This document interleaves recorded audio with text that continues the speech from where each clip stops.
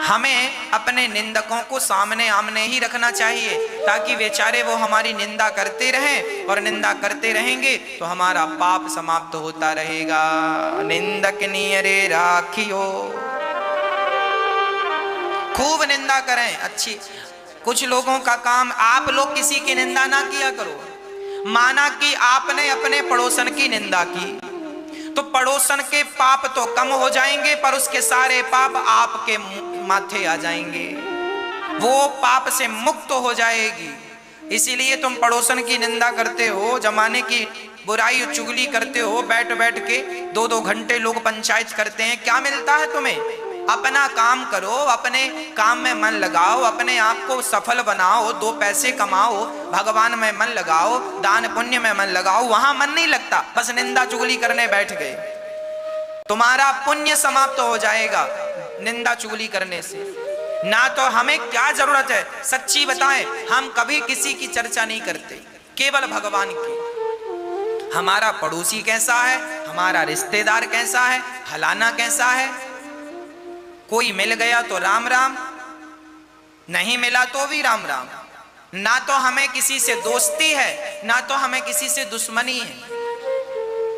हम क्या करेंगे जमाने से दोस्ती और दुश्मनी करके? ना काहू से दोस्ती, ना काहू से बैर, कबीरा खड़ा बाजार में सबकी चाहे खैर। क्या करोगे जमाने में उलझ करके? हमारे पड़ोसी अच्छे हैं, अच्छा है, हमारे रिश्तेदार अच्छे हैं, अच्छा, हमारे रिश्तेदार बुरे हैं, बुरे हैं, पड़ोसी बुरे हैं, हमें क्या करना? वो बुरे हैं, तुम काहे परेशान हो रहे हो? तुम्हें बड़ा स्वाद मिलता, अच्छा ऐसा हुआ, हाँ फिर क्या हुआ? लोग खोद खोद के पूछते हैं, हाँ हाँ और बताओ, और बड़ा मजा आता है। संत लोग इन सब चीजों से बच के रहते हैं, और हम सभी गृहस्थों को भी, गृहस्थियों को भी बच के क्या करना हमें? हमारा पड़ोसी 1 लाख रुपए महीना कमाता है, तो अब लोग जलने लगे, पड़ोसी इतना कमाता, बड़ी गाड़ी है, बड़ा घर है। अब जिसका घर गाड़ी नहीं है वो देख देख के जल रहा। अरे भैया तुम जल क्यों रहे हो? जलने से होगा क्या? तुम अपने आप को सफल क्यों नहीं बना रहे हो? तुम भी कोशिश करो ना, मेहनत करो ना, कि तुम्हारी भी गाड़ी हो, तुम्हारा भी घर हो, तुम्हारा भी 1 लाख रुपए महीना का इनकम हो। तुम कर कुछ नहीं रहे हो, बस निंदा किए जा रहे हो। अरे महाराज हमारा पड़ोसी तो 2 नंबर का काम करता है, पैसा कमाता 2 नंबर का। तो तुम्हें क्या करना? वो 2 नंबर का करे, 4 नंबर का करे, तुम क्यों मरे जा रहे हो? तुम अपना देखो कि तुम क्या कर रहे हो। तुम कमाओ ना भैया 1 नंबर का, वो 2 नंबर का कमा रहा है ना, उसे कमाने दो, वो पाप करेगा, वो भोगेगा। तुम्हें क्या करना? तुम्हें क्यों मिर्ची लग रही है? तुम 1 नंबर का करो ना, मेहनत तुम करो, अपना मेहनत करो, अपने में मन लगाओ, अपना परिवार संभालो, अपना नाम बढ़ाओ, अपना काम धाम अच्छा करो, 2 पैसे ज्यादा कमाने के लिए सोचो, कर्म करो, दान पुण्य करो, भजन करो, माला जपो। ये ना करके पड़ोसी का चिंतन, समय बर्बाद ना करो। हाँ, भगवान का अहरनिश चिंतन हो। कृष्ण मेरे हैं, मैं कृष्ण का हूं, ये बात समझ लो। भगवान को झूठा कलंक लगा। रामचरितमानस में लिखा है, जो आपन चाहे कल्याणा, सुजसु सुमति सुभगति सुखिना, सो पर नार लीलारे गोसाई, तजाऊं चौथ के चंद्र किनार। जो स्त्री अपना कल्याण चाहती है, जो पुरुष अपना कल्याण चाहता है, वो स्त्री कभी पर पुरुष को ना देखे और वो पुरुष कभी पर नारी को ना देखे। हमारे सनातन धर्म में कहा गया है कि स्त्री को कैसा होना चाहिए? पतिव्रता, अपने पति को पति कहे, बाकी संसार के हर पुरुष को या पिता की दृष्टि से देखे, या पुत्र की दृष्टि से देखे, या तो भ्राता भाई की दृष्टि से देखे। पुरुष के लिए भी यही सिद्धांत लागू होगा।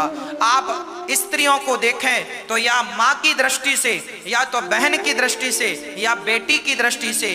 पत्नी जो आपकी है, 7 फेरे लिए आपके संग, केवल वह आपकी अर्धांगिनी है। अपनी स्त्री के अतिरिक्त आप सारी स्त्रियों को या माँ के रूप में या पत्नी या बहन के रूप में या बेटी के रूप में देखें। इसके अतिरिक्त यदि आप गलत निगाहों से किसी माँ बहन बेटी को देखेंगे तो पाप के भागी माने जाएंगे। हाँ, इसलिए हमारे यहाँ चरित्रवान लोग हों और चरित्रवान रहेंगे आप और हम, तब हमारे देशवासियों का भी कल्याण होगा। यदि सारे लोग चरित्र से गिर जाएं तो बताओ क्या होगा फिर? देश का सत्यानाश हो जाएगा। इसलिए आज ये धरती टिकी हुई है तो चरित्रहीनों के कारण नहीं, कुछ चरित्रवानों के कारण ये पृथ्वी टिकी हुई है। इसलिए चरित्रहीनता हमने देखा कि आज जमाने में बढ़ती ही जा रही है। आप अपने आप को बचाइए, अपने बच्चों को, अपनी बेटी और अपने बेटों को बचाइए और चरित्र की शिक्षा अपनी बेटी और बेटों को दीजिए और आप स्वयं चरित्रवान बनिए। आपकी दृष्टि ना बिगड़े, आपका चरित्र ना बिगड़े। बहुत ख्याल रखिए इन बातों का, बहुत मायने रखती हैं ये बातें जीवन में। आज हम देखते हैं जमाने में, एक सज्जन हमें बता रहे थे, महाराज जी हमारी पत्नी बोले किसी दूसरे पुरुष के साथ भाग गई, बच्चे भी थे पर पता नहीं। कहते हैं प्यार अंधा होता है, तो खुद के बच्चे 2 थे, नजर नहीं आए, छोटे छोटे बच्चे। किसी पुरुष से प्रेम कर लिया, पति छोड़कर, पुत्र छोड़कर और भाग गई। ऐसा व्यवहार जो करे उसे आप इंसान कैसे कह सकते हैं? ये व्यवहार तो कुत्ते, बिल्ली और सुअर जैसा व्यवहार है कि नहीं है? बताइए, जो अपने बच्चों को छोड़कर, अपने पति को छोड़कर जो स्त्री पर पुरुष से संबंध रखती हो, ये व्यवहार तो कुकर सूकर का है। सूकरी ऐसा करती है, ये कुत्ता बिल्ली ऐसा करते हैं। ये व्यवहार इंसानों के लिए नहीं है और तुम्हें शोभा नहीं देता। और कोई पुरुष, एक पुरुष जिसकी सुंदर पत्नी थी, बच्चे थे, एक बेटी और एक बेटा, पर वो किसी लड़की से प्यार कर लिया और वो अपनी पत्नी को छोड़कर अपने बच्चों को उस लड़की के संग रहने लगा। अब लो, क्यों रह रहे हो भैया? तुम्हारी पत्नी तो है, तुम्हारे बच्चे हैं, इनके लिए कुछ करो, बच्चों को पढ़ाओ लिखाओ, संस्कार दो ना। ये शरीर की जो वासनाएं हैं ना, ये पूरी नहीं होती, इसलिए व्यक्ति यहां वहां मुंह मारता रहता है। इसलिए कहते हैं मन भगवान में लगाओगे तो ये जो आपकी वासनाएं हैं वो भी भगवत कृपा से वश में होंगी, कंट्रोल होंगी। नहीं तो ये वासना, ये विषय वासना ही व्यक्ति को तड़पा तड़पा कर मार डालते। शरीर पूरा हो गया, इच्छाएं पूरी नहीं हुई। किसकी हुई? आपके पिता के पिता के पिता, बाप दादों की इच्छाएं पूरी हुई कि आपकी और हमारी इच्छाएं पूरी होंगी? इसलिए अपनी इच्छाओं में अंकुश लगाना पड़ेगा और अपने मन को धीरे धीरे मोड़कर भगवान की तरफ लगाना पड़ेगा। जब भगवान की तरफ मन लग जाएगा तो ये सारी स्त्री और पुरुष का ये जंजाल है ना, ये सदा सदा के लिए छूट जाएगा। भागवत जी के 11वें स्कंद में लिखा, ध्यान से सुनना, लिखा है ये, मैं आपको लिखा बताऊंगा। भागवत जी में लिखा है कि ये जो स्त्रियां हैं ये भगवान की माया है और ये जो पुरुष हैं ये भी भगवान की माया है। पुरुषों को स्त्रियां माया है और स्त्रियों को पुरुष माया है। इसलिए ये जो तुम स्त्रियां पुरुष में लग रही हो और ये जो पुरुष स्त्रियों में मन लगा रहे हैं, एक्चुअली ये स्त्री नहीं है, ये पुरुष नहीं है, ये नरक का दरवाजा है। तुम्हें सीधे नरक में धकेल देगा। जो भगवान को पाने के लिए तुम आए हो ना, भगवान के पाने में यही स्त्री और पुरुष ही तो बाधा है। पुरुषों के लिए स्त्रियां बाधा हैं और स्त्रियों के लिए पुरुष बाधा है। इसलिए तो हमारे यहाँ शादियां कराते हैं ताकि तुम स्त्री पुरुष दोनों रहो, संसार का भोग भोग लो, इसका स्वाद देख लो और देख कर संतुष्टि करके और फिर मन भगवान में लगा लो कि प्रभु भैया इसमें कोई सार नहीं है, भगवान का भजन करो, इसी में सार है। पर आदमी जितना भोग भोगता है उतनी प्यास और बढ़ती जाती है। उल्टा, पहले लोग विवाह इसलिए करते थे कि अपनी इच्छाओं से बिल्कुल तृप्त हो जाए और भगवान में मन लगाए, पर आज उल्टा हो गया है। और उसकी प्यास बढ़ती जाती है और प्यास बढ़ती जाती है। ये क्यों होता है? क्योंकि व्यक्ति अपना मन सत्संग से नहीं जोड़ता, भगवान से नहीं जोड़ता, गंदी गंदी जगह से, गलत कुसंग से जोड़ता है, तो वो फंसता ही चला जाता है, उलझता ही चला जाता है।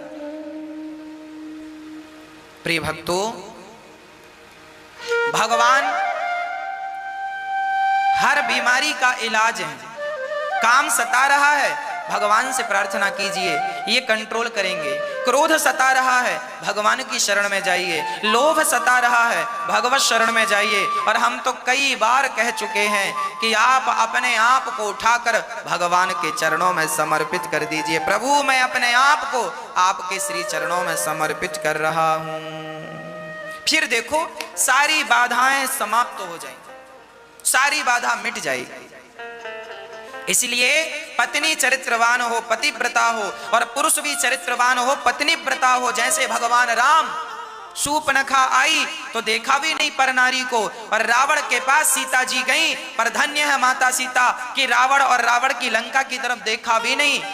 पति कैसा भी हो माँ, अंधा हो, लंगड़ा हो, बहरा हो, काना हो, गूंगा हो, गरीब हो, अमीर, कैसा भी हो, कभी स्त्री को अपने पति का त्याग नहीं करना चाहिए, और कभी पुरुष को अपनी स्त्री का त्याग नहीं करना चाहिए। जो ये पुरुष अपनी बूढ़ी स्त्री, जब तक जवान थी तुम्हारी पत्नी, तब तक तुमने उसको रखा, और बूढ़ी हो गई तो उसको दुत्कारने लगे, उसे छोड़ने लगे, तुम्हें पाप लगेगा।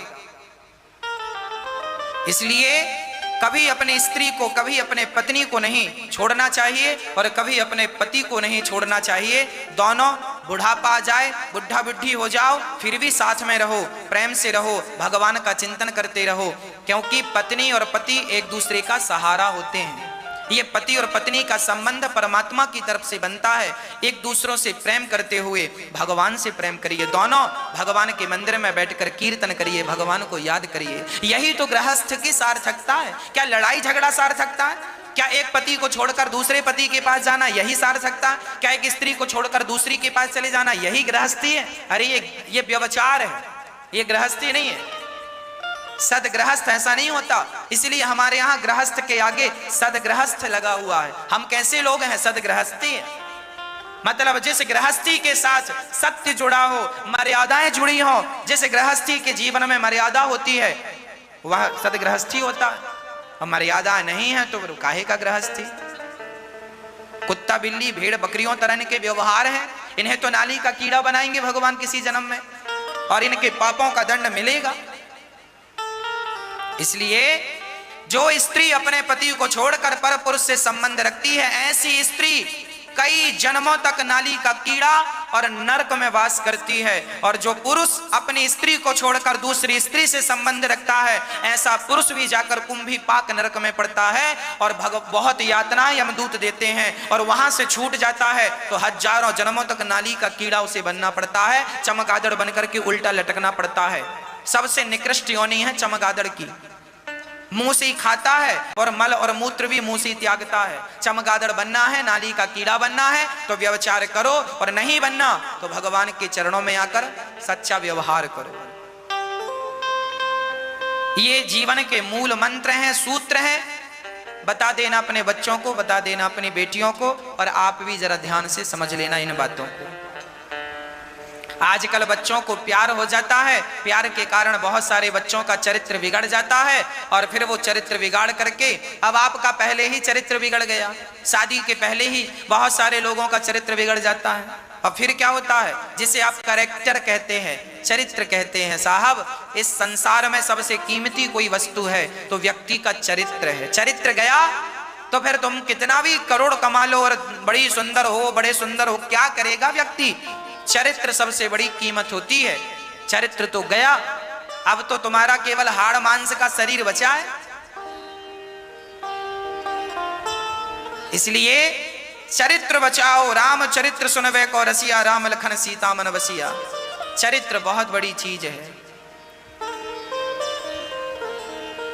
जब आप आज जमाने में हम देखते हैं बहुत सारे लड़के विवाह कर लेते हैं, किसी लड़की से प्यार कर लेते हैं और प्यार करके उसका चरित्र बिगाड़ देते हैं, उसका शोषण कर लेते हैं। और जब वो लड़की कहती है अब शादी करो तो वो कहता है मैं शादी नहीं करूंगा। ऐसे आए दिन टीवी पे अखबारों में आप केस सुनते हैं, लड़कियों को उठाकर भगा कर ले जाते हैं लड़के बहुत सारे, और वो लड़के उनके साथ गलत संबंध रख लेते हैं और ये झांसा देते हैं शादी करेंगे। और जब लड़की दबाव बनाती है अब शादी करो तो बोलता है मैं शादी तुमसे नहीं करूंगा। ना वो लड़की घर की रह जाती है ना घाट की रह जाती है। मैं अपनी बहन बेटियों को बस यही समझाना चाहता हूं कि शादी के बाद यदि प्यार आप करें तो ज्यादा अच्छा है, और प्यार उसी से करें जिससे आपका जीवन भर वो प्यार निभ सके। ऐसा प्यार करना कि आपकी माँ का दिल भी ना दुखे, आपके पिता का दिल भी ना दुखे, और आप दोनों पति पत्नी बनकर जीवन भर आनंद से गुजारा कर सकें। अब लड़का लड़की प्यार करते हैं और भाग जाते हैं, माता पिता गली के बाहर निकलते हैं तो पड़ोसी ताने मारते हैं फलाने की बेटी भाग गई, फलाने का बेटा भाग गया। अब तुम्हारे माँ बाप को सिर झुका के चलना पड़ता है, तुमने गंदी हरकत की है ना, भाग गए हो ना, अब उन्हें सिर झुका के चलना पड़ता है। गली गली में घर घर से ताने मिलते हैं। क्या बिगाड़ा था माँ बाप ने?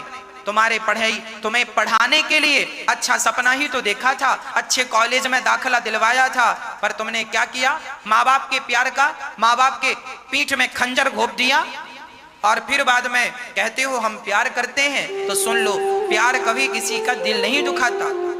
यदि तुम किसी लड़के से प्यार करती हो, किसी लड़के से प्यार करते हो और कहते हो हम प्यार करना जानते हैं, तो बताओ क्या तुम्हारी माँ ने तुमसे प्यार नहीं किया? दिल में हाथ रख के बताओ, क्या तुमने कभी अपनी माँ से प्यार नहीं किया? जब तुम अपनी माँ के ना हो सके तो तुम क्या जानो कि प्यार की कीमत क्या होती है और प्यार क्या होता है? अरे माँ का प्यार जान गए होते तो मैं समझता कि आप प्यार की वैल्यू करते हैं, पर आप तो प्यार का, आप तो कोई जौहरी है ही नहीं प्यार के हीरा को जानने और पहचानने वाले। समझाओ बच्चों को। इस दुनिया में हमारे भारत में 135 करोड़ 140 करोड़ लोग रहते हैं। 135 और 140 करोड़ लोगों में यदि आपका सबसे अच्छा कोई चाहता है तो केवल दो लोग, एक आपकी माँ और एक आपके पिता। आपके माता पिता अपने बच्चों के लिए जितना अच्छा सोच सकते हैं, जितना अच्छा चाह सकते हैं, उतना अच्छा दुनिया में कोई नहीं चाह सकता, कोई नहीं सोच सकता। सबसे हितैषी माता पिता होते हैं। पर आजकल बच्चे माँ बाप को क्या कहते हैं? हमारी जिंदगी का निर्णय हम खुद ले लेंगे, आप मत बोलिए बीच में माँ जी और पिताजी, हम खुद जिससे मन पड़ेगा शादी करेंगे, विवाह करेंगे।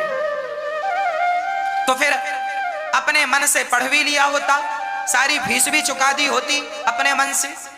छोटे से थे तब माँ ने छाती से लगाकर दूध पिलाया है, तब अपने से ही पल जाते। माँ बाप ने पाल पोस कर बड़ा किया है। अरे कुत्ता भी जिसकी रोटी खाता है ना, रात भर पूंछ हिलाकर उस घर की रखवाली करता है। कुत्ते से पूछा गया क्यों रात भर क्यों बैठा है? कुत्ता बोला मैंने इस घर की रोटी खाई है, और जिस घर की रोटी खाई है उस घर को कभी धोखा नहीं दे सकता। अरे कुत्ता भी वफादार होते हैं। और आजकल बच्चे अब बताओ, अपने जिस माँ ने तुम्हें छाती से चिपका कर दूध पिलाया, 9 महीने पेट में रखा, उस माँ को भी आजकल बच्चे धोखा दे देते हैं। अपनी शादी कर लेते हैं बच्चे और अपने माँ बाप को इनवाइट नहीं करते, शादी का कार्ड नहीं देते, लव मैरिज कोर्ट मैरिज चुपके से कर लेते हैं। क्या यही प्यार है? इसी को आप प्यार कहते हैं? कुत्ता भी जिसकी रोटी खाता है ना, उसके साथ गद्दारी नहीं करता। और तुमने तो माँ का दूध पिया है। जब तुम उस माँ के ना हो सके तो जमाने में भला तुम पे विश्वास कौन करेगा? तुम किसके बनोगे? तुमसे बेहतर तो फिर ये जानवर है, एक रोटी खा के कम से कम गद्दारी का भाव तो नहीं रखते। और आजकल के बच्चे, उन बच्चों की बात कर रहा हूं जो बच्चे सदा, जो ऐसे हैं माँ बाप को धोखा देते हैं और जो सदा माँ बाप की आज्ञा का पालन करते हैं, ऐसे बच्चों को तो मैं प्रणाम करता हूं। और हर बच्चे से यही प्रार्थना करूंगा कि आप कभी अपनी माँ को धोखा ना दीजिएगा, आप कभी अपने बूढ़े बाप को धोखा ना दीजिएगा। सारी जिंदगी माँ बाप अपने बच्चों के लिए करते हैं, सपना संजोते हैं, क्या क्या सपने होते हैं। और जब तुम एक गलत काम कर लेते हो, एक गलत कदम उठा लेते हो ना, तो माँ बाप जीते जी मर जाते हैं, चलते फिरते मुर्दे हो जाते हैं। प्रार्थना है मेरी बच्चों से, माँ बाप को चलता फिरता मुर्दा ना बनाना। माँ बाप को चलती फिरती लाश ना बना देना। माँ बाप के भी अंदर दिल होता है, उस धड़कते हुए दिल को जरा महसूस करना सीखो। माँ बाप भी बच्चों के लिए समर्पण करते हैं। अपना बाप फटे कपड़े पहनता है, पुराना मोबाइल रखता है, पर बच्चे को, बेटा बेटी को नया बड़ा मोबाइल, अच्छे कपड़े पहनाता है। क्या सपने देखे हैं तुम्हारे लिए, और तुमने क्या किया? गद्दारी ना करना, नहीं तो ऊपर बैठा विधाता जब न्याय करेगा ना, तो उसके न्याय में आप, जब वो उसके कटघरे में खड़े होएंगे और जब भगवान जज बन के बैठेगा, चलो जी अब न्याय कर लेते हैं, तो बताओ न्याय किसके पक्ष में करेंगे भगवान? तुम्हारे या तुम्हारे माता पिता के पक्ष में? तुम्हारे द्वारा तुम तो अपनी शादी करके घर बसा लेते हो, पर माँ बाप 4 दिन तक खाना नहीं खाते, 1 महीने तक माँ रोती रहती है। लोग समझाते हैं चलो गई बेटी तो गई, कोई बात नहीं, गई बेटी तो गई, गया बेटा तो गया। पड़ोसी समझाते हैं, रिश्तेदार समझाते हैं, समझाते समझाते महीने 2 महीने में उनके कुछ आंसू सूखते हैं, पर फिर बेटी और बेटे की याद आई, फिर रोने लग जाते हैं। जिसके पैरों में विमाई फटी ही नहीं, वो पीर पराई क्या जाने, और जिसने बेटी को जन्म दिया ही नहीं, वो बेटी की विदाई क्या जाने। इसलिए प्रार्थना छोटी सी मेरी है, हर बच्चे के लिए, हर बेटी के लिए, हर बहन के लिए, हर भाई के लिए, कभी अपने माँ बाप को धोखा ना देना, कभी अपने माँ बाप का दिल ना दुखाना, चरित्र ना बिगड़ने देना। बस छोटी सी मेरी विनती है। हाँ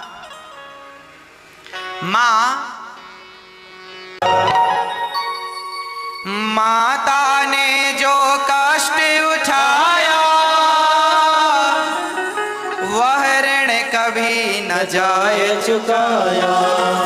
माँ ने तुम्हें पेट में रखा और डिलीवरी के समय तो माँ का पेट फाड़ना पड़ता है, तब तुम बाहर निकलते हो। क्या तुम माँ के इस दर्द का कर्ज चुका पाओगे? माता ने जो कष्ट उठाया, वह ऋण कभी न जाए चुकाया।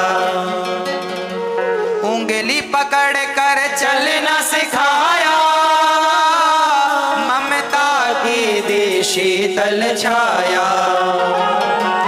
जो भी इनकी शरण में जाता, हो जाता उद्धार, हम पर किया बड़ा उपकार। तुम भगवान के मंदिर ना जाया करो, केवल माँ को भगवान मानकर पूजा किया करो। माँ की सेवा से ही तुम्हारा उद्धार हो जाएगा। हाँ, ये देखो माँ है, उंगली पकड़कर चलना सिखाया था तुम्हें, और आज तुम्हारा फर्ज बनता है कि तुम इन माँओं की सेवा में लग जाओ, इन्हें प्रसन्न करो। अब पिता के बारे में जरा सुनिएगा। पिता ने हमको योग्य बनाया, कमा कमा कर अन्न खिलाया। जितना योगदान जीवन में माँ का होता है, उतना ही योगदान बाप का होता है, पिता का। सुनिएगा, पिता का ऋण भी कोई कम नहीं है। पिता ने हमको योग्य बनाया, कमा कमा कर अन्न खिलाया। हमारे घर में रोटियां नहीं हुआ करती थी ना, तो पिताजी काम करने जाते थे। कितने ऐसे पिता हैं जो काम एक्स्ट्रा करते हैं 2 घंटे, इसलिए कि मैं अपने बच्चों को अच्छा खिला पाऊं, अच्छा पहना पाऊं, अच्छा पढ़ा पाऊं, उनके सपने अच्छे से हम साकार कर पाए। कैसे ऐसे, कितने ऐसे पिता हैं। पिता ने हमको योग्य बनाया, कमा कमा कर अन्न खिलाया। पढ़ा लिखा गुणवान बनाया, जीवन पथ पर चलना सिखाया। और सुनिए सबसे महत्वपूर्ण बात, जोड़ जोड़ कर, जोड़ जोड़ अपनी संपत्ति का बना दिया हकदार। सारी जिंदगी मेहनत करता है, 2-2 पैसे की कंजूसी, फटे कपड़े हैं तुम्हारे पिता के, पर वो सोचता है अभी महीना भर गुजर जाएगा तो कुछ पैसे बच जाएंगे, सारा पैसा बचा बचा के और तुम्हें तुम्हारे नाम कर देता है, सारी संपत्ति का वारिस बेटे को बना देता है। और फिर बेटा कहे कि मेरे बाप ने क्या किया मेरे लिए, क्या दिया, तो तुम्हें डूब के मर जाना चाहिए। हाँ, जोड़े जोड़े अपनी संपत्ति का बना दिया हकदार, हम पर किया बड़ा उपकार, हम पर किया बड़ा उपकार। मात पिता गुरु प्रभु चरणों में प्रणवत बारंबार, हम पर किया बड़ा उपकार, हम पर किया बड़ा उपकार। कभी भी अपनी माँ का दिल ना दुखाना, बूढ़े बाप को ना सताना। इसलिए ये दास अनिरुद्ध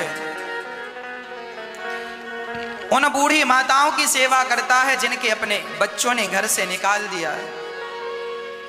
आपको पता होगा ऐसे ऐसे बेटे हैं जो अपनी माँ को घर से निकाल चुके हैं। बहुत सारे बेटे जो माताएं बच्चों से प्रताड़ित थीं, आज बहुत सारी माताएं गौरी गोपाल वृद्धाश्रम में रहती हैं और ये दास अनिरुद्ध माओं की सेवा करता है।